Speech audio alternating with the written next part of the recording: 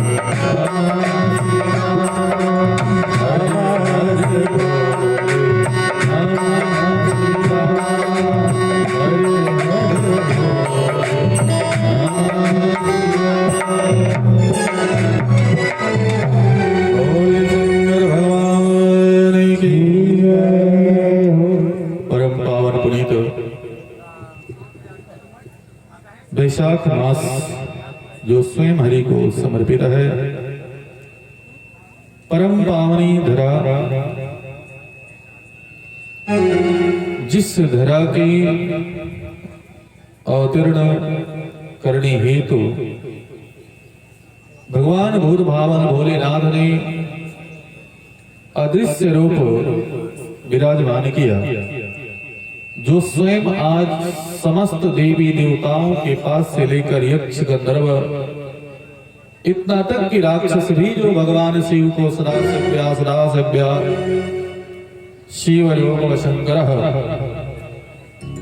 सर्व जगत में जो पूज्य है वो भगवान शिव, जो साक्ष्य रूप से सर्व जगत को विदित सुंदर से रूप में जिस तरह से पूज्य होते थे, वो भूत भावन भोलेनाथ ने इस पृथ्वी को जागृत रखने के लिए, इस पृथ्वी की महिमा को बढ़ाने के लिए स्वयं भगवान ने एक स्वरूप लिया, जिस स्वरूप का नाम है निराकार। निराकार ओंकार मूलम तुरीयम। और यही भगवान भूत भावन भोलेनाथ ने मूल रूप प्रकृति विद्या के रूप में निराकार स्वरूप लिंग के रूप में आज भी पूजित हो गए। सिर्फ इस धरा धाम की महिमा को बढ़ाने के लिए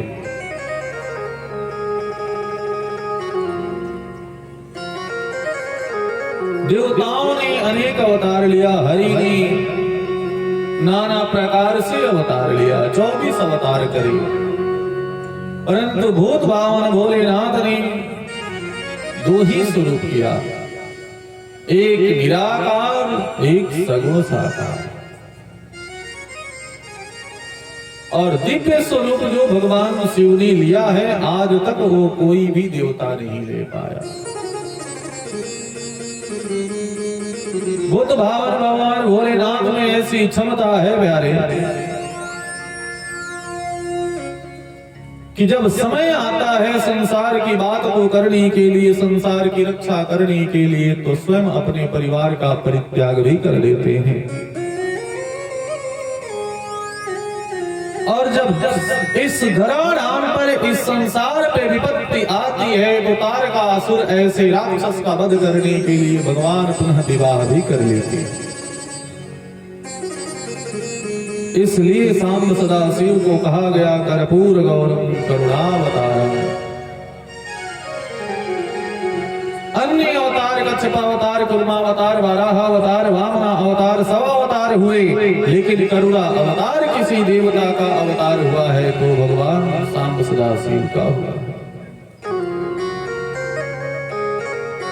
काल से डर लगे तो महाकाल की पूजा करो, मृत्यु से डर लगे मृत्युंजय की पूजा करो, देवों से डर लगे महादेव की पूजा करो, क्योंकि भगवान साधारण नहीं।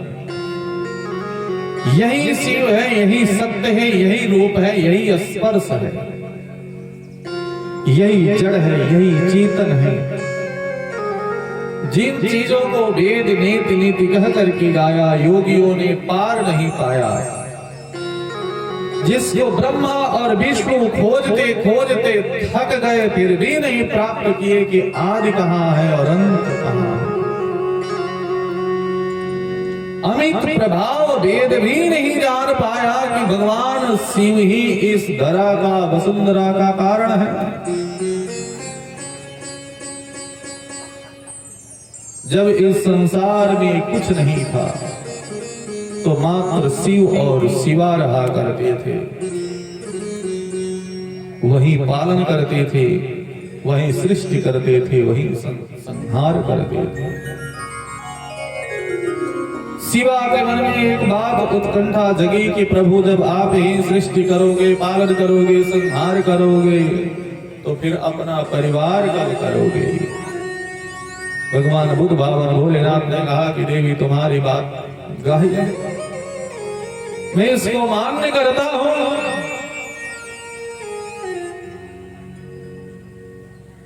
भगवान बुद्ध भावन भोलेनाथ ने ध्यान किया। ध्यान जैसे ही प्रभु ने अपने हृदय से किया तो सामने अनेक हाथ और अनेक मुंह वाला एक छोटा सा बालक दिखाई दिया। प्रभु वहां से अंतर ध्यान हो गए। जैसे ही भगवान शिव अंतर ध्यान हो गए, अभी विश्व विराट, जैसे ही बालक धीरे धीरे बड़ा होने लगा, महाराज पृथ्वी डूबने लगी और चारों ओर जल ही जल होने लगा। संसार जब पूरा जलमग्न हो गया तो वह विश्व विराट ईश्वर ने क्या किया, जल में ही अपना घर बना लिया, जिसका हम नाम लेते हैं नारायण। जिसने जल को ही अपना घर बनाया हो नारायण, वह नारायण प्रभु के मन में एकाएक उत्कंठा जगी, अपनी नाभि को जागृत किया। आज भी व्यक्ति जब किसी संकट में फंस जाए, कोई देवी देवता नहीं, कोई पूजा पाठ नहीं, कोई ओझा गुनी, किसी के पास जाने की आवश्यकता नहीं। अपने आप को जागृत करो, नियम संयम सदाचार रखा करो। आज भी जो व्यक्ति अपनी नाभि को साफ रखता है, अपनी नाभि को सुगंधित रखता है, उसके जीवन में कभी संकट नहीं आ सकता है। आज तो लगभग संख्या कम है, लेकिन ध्यान रहे, जो बातें जिस दिन निकल जाए नोट करके जीवन में उतारो, चमत्कार जरूर मिलेगा। जब तक चमत्कार नहीं मिलेगा तब तक नमस्कार नहीं कर पाओगे।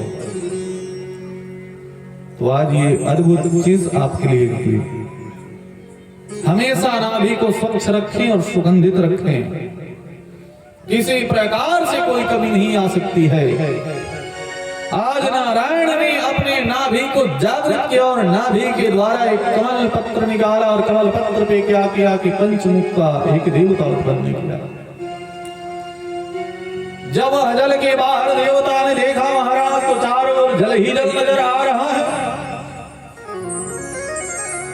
अब तो इस देवता को लगा कि ओहो, इस जगत में तो सबसे बड़ा मैं ही ठहरा, क्योंकि पहले पुष्प वृक्ष जल पर्वत सब बोला करते थे और सबकी बातें सब समझते थे।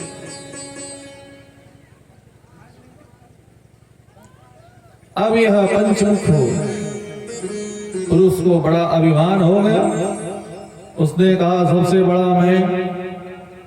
अभिमान को देखते हुए नाभि की उत्कंठा जगी। भगवान नारायण जल से बाहर आए। भगवान नारायण ने कहा कि सबसे बड़ा मैं। अब तो महाराज जो कमल पत्र पे विराजमान पांच मुख का देवता ब्रह्मदेव, उन्होंने कहा सबसे बड़ा मैं। अब तो महाराज विष्णु भगवान कहे सबसे बड़ा मैं।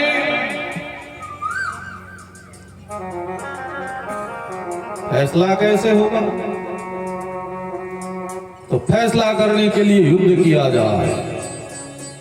अब महाराज एक तरफ से ब्रह्मा जी, एक तरफ से विष्णु भगवान। युद्ध की जैसे ही बारी आई तो बीच में ही एक सुंदर सा स्तंभ खड़ा हो गया। एक तरफ से ब्रह्मा जी खोलने के लिए चले विष्णु को मारने के लिए, और विष्णु भगवान खोलने चले ब्रह्मा को मारने के लिए। उस स्तंभ का अता पता नहीं चला। ब्रह्मा और विष्णु ने कहा कि आप कौन? उस स्तंभ से आवाज आई कि सबसे बड़ा मैं।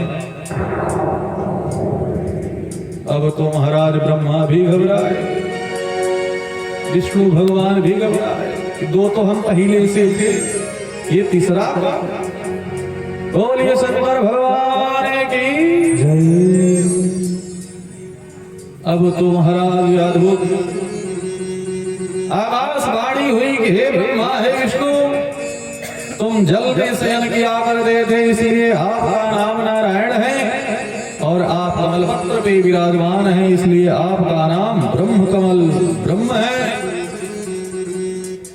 इन दोनों देवताओं ने कहा हे स्वामी, जो यह आवाज दे रहा है आप कौन? तो उन्होंने कहा मैं तो सांब सदाशिव हूँ, मैं सदा एक रस रहता हूँ। तो प्रभु कैसे पता चलेगा? तब भगवान भूत भावन भोलेनाथ साक्षात दर्शन दिए। बोलिए शंकर भगवान की जटाधारी बन के, त्रिपुरारी बन के चले आना, भोले जी चले आना। जटाधारी बन के, त्रिपुरारी बन के चले आना, भोले चले आना। चले आना।